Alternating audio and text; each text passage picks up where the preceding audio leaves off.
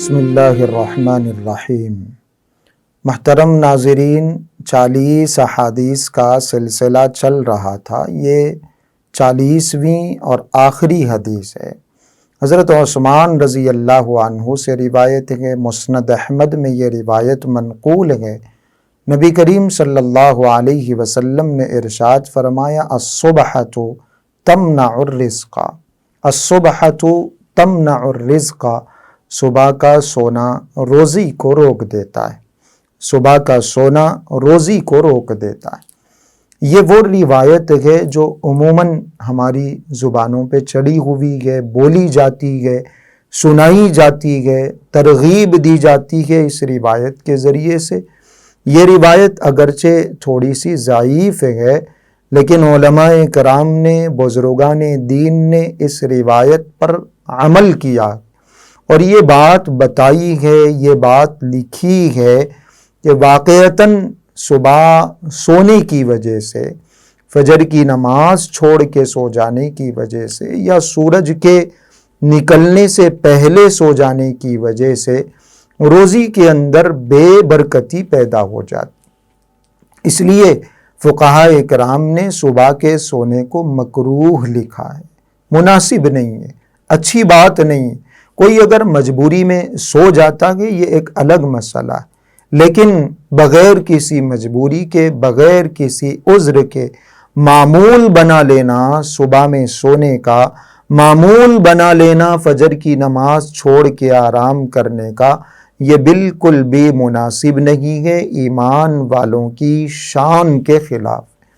اس سے ملتی جلتی ایک روایت ہے، نبی کریم صلی اللہ علیہ وسلم نے ایک مرتبہ حضرت فاطمہ رضی اللہ عنہا کو اس موقع پر آرام کرتے ہوئے دیکھا۔ روایت میں آتا ہے، نبی کریم صلی اللہ علیہ وسلم نے حضرت فاطمہ کو پاؤں لگا کر اٹھایا اور فرمایا، قومی، اٹھ جاؤ، جاگ جاؤ، یہ وقت سونے کا نہیں ہے، یہ وہ وقت ہے کہ اللہ رب العزت اس وقت میں بندوں کی روزی تقسیم کرتے ہیں۔ اور وقت بتایا آپ علیہ السلام نے، فجر کے وقت کے شروع ہونے سے لے کر، صبح صادق کے طلوع ہونے سے لے کر سورج کے نکلنے تک اللہ رب العزت بندوں کے درمیان روزی کو تقسیم کرتے ہیں۔ بڑی برکت کا وقت ہوتا ہے، اللہ کی رحمتوں کے نازل ہونے کا وقت ہوتا ہے، اللہ رب العزت کی طرف سے روزی کے تقسیم ہونے کا وقت ہوتا ہے۔ اس لیے اس وقت میں سونا بے برکتی کا ذریعہ ہے، رزق میں، روزی میں کمی کا ذریعہ ہے۔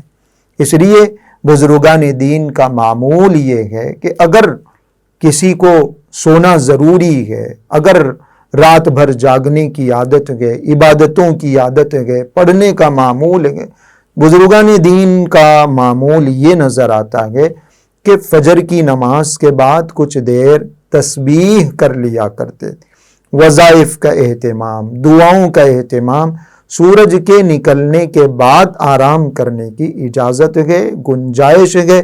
اگر ہم نے فجر کی نماز پڑھ لی اور فجر کی نماز پڑھنے کے بعد کچھ دیر ہم نے قرآن کی تلاوت کر لی، دعاؤں کا اہتمام کر لیا، اور اس کے بعد اگر ہم سو جاتے ہیں سورج کے نکلنے کے بعد، تو پھر اس روایت کے ہم مستحق نہیں ہیں۔ بالکل فجر کی نماز چھوڑے بغیر سو جانا یہ تو بہت بڑا گناہ ہے، اور فجر کی نماز ہوتے ہی فوری سو جانا یہ بھی مناسب نہیں ہے۔ یہ چونکہ رزق کی تقسیم کا وقت ہے، روزی کے اللہ رب العزت کی طرف سے لٹائے جانے کا وقت ہے، اس لیے اس پورے وقت میں سوتے پڑے رہنے کو علماء نے مکروہ لکھا ہے۔ اگر کسی نے نماز پڑھ لی ہے، نماز کے بعد وہ دعاؤں کا اہتمام کر لیتا ہے، قرآن کریم کی تلاوت کر لیتا ہے اور اس کے بعد سو جاتا ہے تو کوئی حرج نہیں۔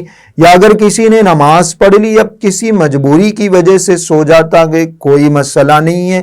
یہ ایک ہم سب کی خیر کے لیے، ہم سب کی بھلائی کے لیے حضور اکرم صلی اللہ علیہ وسلم نے یہ ہدایت دی ہے۔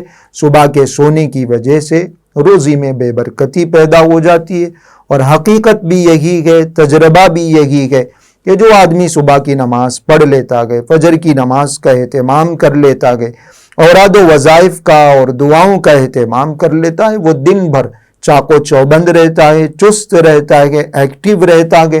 اور جو آدمی سوتا پڑا رہتا ہے، دن بھر اس کے جسم کے اندر سستی کاہلی رہتی ہے۔ اس لیے اس بات کا اہتمام کرنا چاہیے۔ اگر رات میں جاگتے بھی ہیں، عادت ہے، یا کسی وجہ سے سونا دن میں ضروری ہے، تو سورج کے نکلنے کے بعد فجر کی نماز پڑھ کے کچھ دیر اوراد و وظائف کا، دعاؤں کا، تلاوت کا اہتمام کر کے فجر کی نماز کے بعد تھوڑی دیر ہم اللہ کا ذکر کر لیں، تھوڑی دیر تلاوت کر لیں۔ سورج نکلنے کے بعد اگر آرام کریں گے تو انشاءاللہ یہ جو وعید ہے یا یہ جو روایت ہے، اس روایت کے ہم مستحق نہیں بنیں گے۔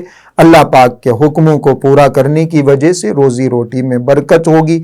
یہ 40 احادیث تھیں جو ترتیب وار سیریل وائز آپ کو سنائی گئی، بتائی گئیں، اور بڑی مختصر سی، بڑی آسان سی حدیثیں۔ ان کا جو ضروری مفہوم تھا، جو ضروری تشریح تھی، جو اس کا مطلب تھا، وہ مطلب بھی آسان زبان میں سمجھانے کی کوشش کی گئی۔ ہمارے جو بھائی، ہماری جو بہنیں پابندی سے ان روایتوں کو سن رہی ہیں، چہل حدیث 40 احادیث کا یہ سلسلہ سن رہی تھی، وہ بالیقین قابل مبارکباد ہیں۔ ان کی ذمہ داری ہے وہ خود بھی ان روایتوں کو یاد کریں، اپنے بچوں کو یاد دلائیں، چھوٹی چھوٹی روایتیں بچوں کو سنائیں، بچوں کو یہ روایتیں یاد دلائیں۔ 40 حدیثیں یاد کرنے کی بڑی فضیلتیں ہیں احادیث میں، ہم نے وہ فضیلتیں بھی سنی ہیں۔ اللہ رب العزت ہمارے اس سلسلے کو قبول فرمائے۔ یہ جو ہم نے 40 احادیث سنائی ہیں، سننے کی کوشش کی ہے، سمجھنے کی کوشش کی ہے، ان باتوں پر ہمیں عمل کرنے کی، ان حدیثوں پر، ان روایتوں پر ہم سب کو عمل کرنے کی توفیق عطا فرمائے۔